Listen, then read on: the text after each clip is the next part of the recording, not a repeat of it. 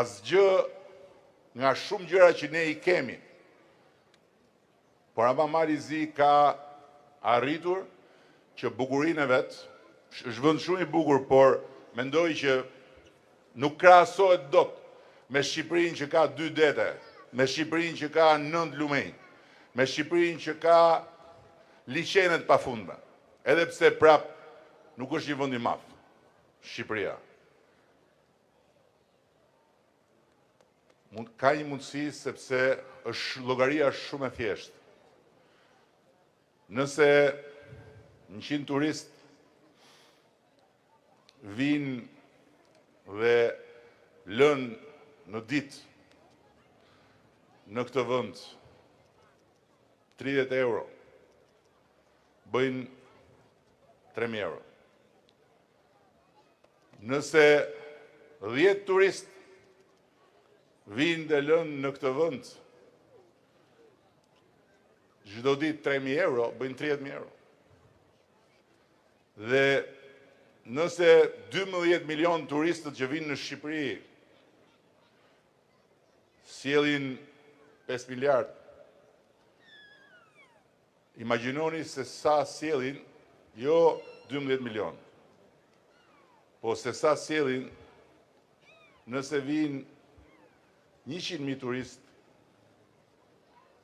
që lënë në 24 orë shumë herë më tepër.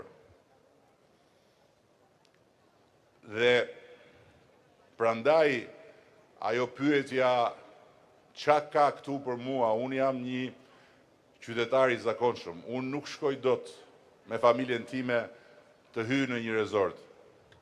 Aty do të hynë të huajt, aty do të hynë të pasurit. Është pyetja që në dukje duket shumë e drejtë, po që në thelb është shumë e gabuar.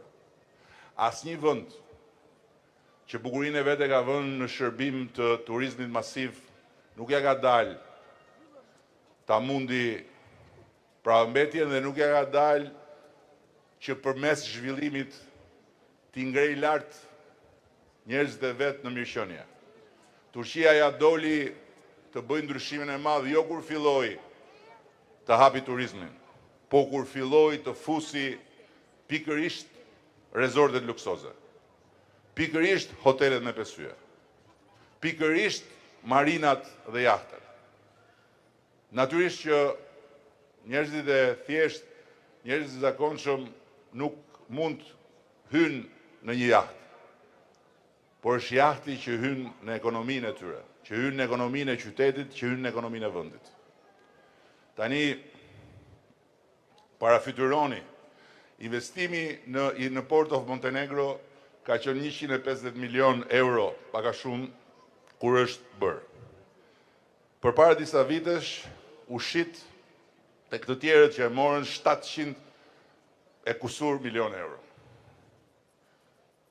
Tani, 4 miliard euro investim në